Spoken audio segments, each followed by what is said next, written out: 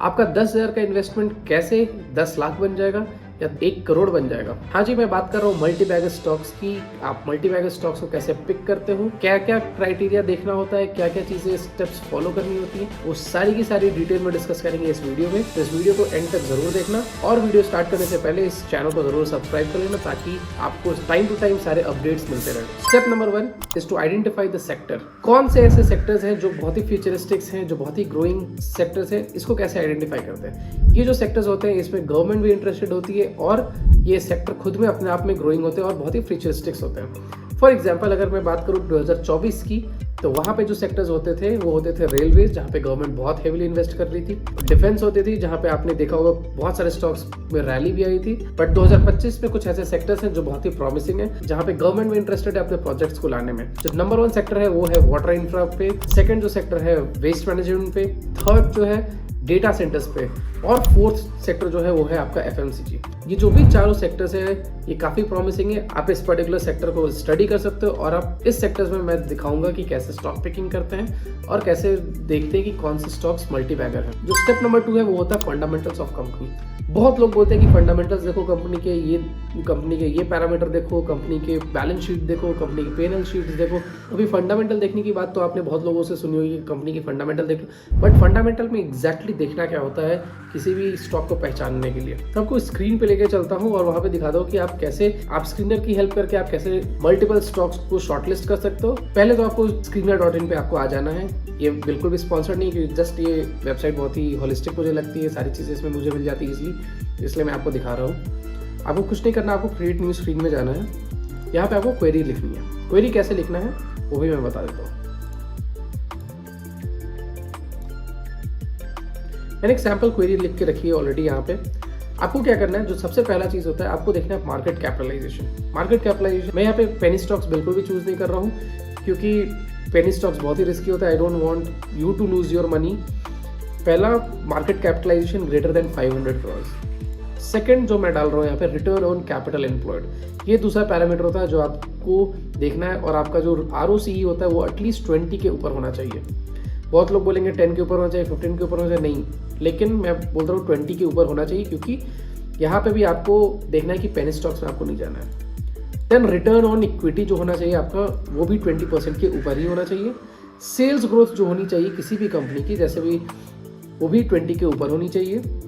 Return on capital employed होना चाहिए, वो लास्ट ईयर से एटलीस्ट इस साल बड़ी होनी चाहिए। देन कंपनी पे कोई भी डेट नहीं होना चाहिए, डेट भी हो तो बिल्कुल मिनिमल हो, जो कि लेस देन 1 हो, 0 पॉइंट कुछ भी चलेगा, बट लेस देन 1 हो। ईयर ऑन ईयर क्वार्टर का जो प्रॉफिट हो वो ग्रोइंग होना चाहिए। तो जैसे ही मैं इस क्वेरी को रन करूंगा तो मेरे पास ये सारे ऑप्शंस आ जाएंगे। ये आप देख रहे होगे कि जितने भी रिजल्ट्स हैं इस क्वेरी के, तो 78 स्टॉक्स के लिए मेरे पास आ गए। अब फॉर एग्जांपल मुझे कोई भी स्टॉक को मुझे लेट्स से एनालाइज करना है। For example KPIT, this is not a sponsored one, मैं जस्ट एग्जांपल ले रहा हूँ कि कैसे आप देख सकते हो प्रॉफिट्स और क्या क्या पैरामीटर्स आपको देखने चाहिए।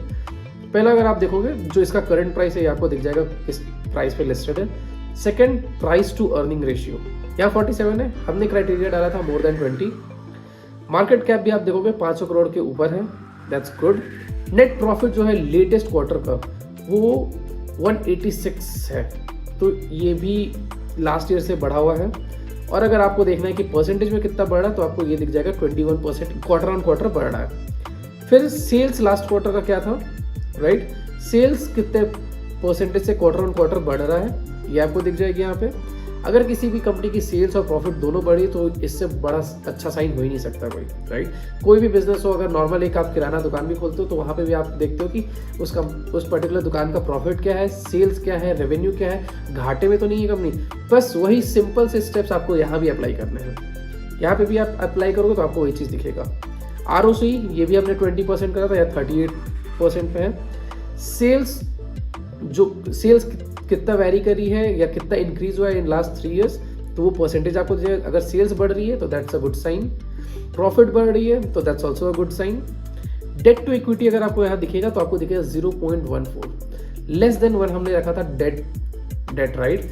अगर किसी भी कंपनी का डेट टू इक्विटी रेशियो अगर 1 से कम है तो वो कंपनी अच्छी कहेगी। Then return on equity this is also 31%, हमने 20 रखा था, दैट्स ऑल्सो गुड। देन जो मैं आपको एक्सप्लिसिटली यहाँ दिखाना चाहता हूँ वो ये दिखाना चाहता हूँ कि यहाँ पे आप देखोगे प्रमोटर्स होल्डिंग है। This is very important. Promoter holding का सिंपल सा मतलब ये है जिसकी भी कंपनी है वो कितना परसेंटेज होल्ड कर रहा है इस पर्टिकुलर कंपनी में। अगर वो ज़्यादा परसेंटेज होल्ड कर रहा है तो आई बिलीव कि वो कंपनी अच्छी है। मैं लेस देन 50% वाले प्रमोटर होल्डिंग में मैं जाता ही नहीं हूँ। तो मैं हमेशा कोशिश करता हूँ, क्योंकि जो भी प्रमोटर होता है वही कंपनी चलाता है, तो अगर उनका ज़्यादा स्टेक है तो ऑब्वियसली वो ज़्यादा से ज़्यादा मेहनत करेंगे, ज़्यादा से ज़्यादा उनकी स्किन इन द गेम रहेगी, राइट।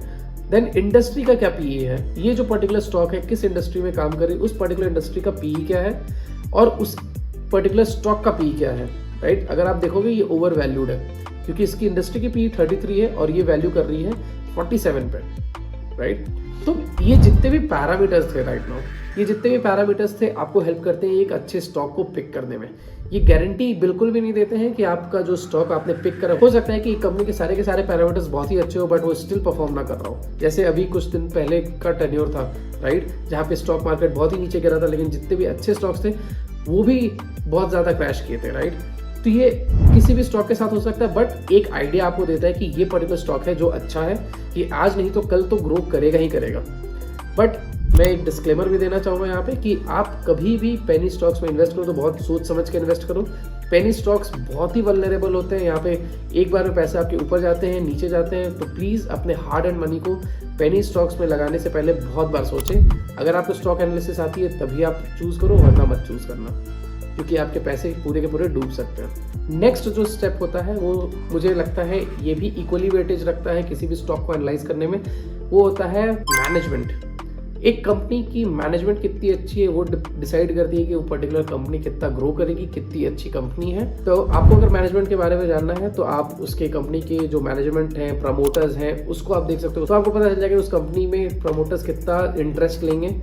सेकंड, आप प्रमोटर्स का बैकग्राउंड देख सकते हो, लिंक्डइन पे जाकर देख सकते हो और मल्टीपल प्लेसेस पे जाके देख सकते हो कि प्रमोटर कितने साल तक उस कंपनी में स्टेबल है भी या नहीं भी। तो ये सारी की सारी चीज़ें आपको एक बताती हैं कि बिजनेस अच्छा रन कर रहा है या नहीं रन कर रहा है। आपको सिंपल सा लॉजिक ये अप्लाई करना है कि अगर आप किसी दुकान को देखते हो तो आप क्या देखते हो कि वो दुकान कैसे ग्रो कर रही है, कैसे पता चलेगा कि वो पर्टिकुलर दुकान परफॉर्म कैसे कर रही है, उसके सेल्स, ग्रोथ, प्रॉफिट, डेट, उसका जो दुकानदार है वो कितना मेहनत करता है, उसका जो दुकानदार है वो कितना ज़्यादा इन्वॉल्व है बिजनेस में। बस वही सारी चीज़ें थोड़ी सी टेक्निकल टर्म्स में यहाँ पे दिखती है, इसलिए आपको लगता है कि बहुत कंफ्यूजिंग है। वही सारी चीज़ आप यहाँ अप्लाई करोगे, आपको मिल जाएगा बढ़िया stock. And last but not the least, जब आपको पता ही चल गया है कि आप कैसे मल्टीबैगर स्टॉक निकाल सकते हो, तो हमेशा एक चीज़ ये याद रखिएगा, कोई भी स्टॉक हो जब तक आप उसमें लंबे टाइम तक नहीं टिकोगे तब तक वो आपको ज़्यादा रिटर्न बना के नहीं देगी। टाइटन की भी जो एग्जाम्पल दी जाती है उसमें भी राकेश झुनझुनवाला ने बहुत पहले इन्वेस्ट करा था और बहुत लंबे टाइम तक होल्ड करा था, तब आज टाइटन इतनी बड़ी कंपनी बनी और राकेश झुनझुनवाला ने इतना ज़्यादा वेल्थ बनाया है। और हाँ, कमेंट में मुझे ज़रूर बताइएगा अगर आपको कोई स्टॉक अच्छा लगता है तो मैं उस स्टॉक का आपके सामने एनालिसिस कर दूंगा, जिससे कि आपको भी पता चले कि एक पर्टिकुलर स्टॉक को कैसे एनालाइज करते हैं। और अगर आपको लगता है कि इस पर्टिकुलर वीडियो से आपको कोई वैल्यू ऐड हुई है तो please like, share and subscribe to this channel, so जितने भी इंफॉर्मेशनल वीडियो है वो आपको आसान भाषा में मिलते रहे, ताकि फाइनेंस ज़्यादा कॉम्प्लिकेट आपको ना लगे। Till the time, thank you.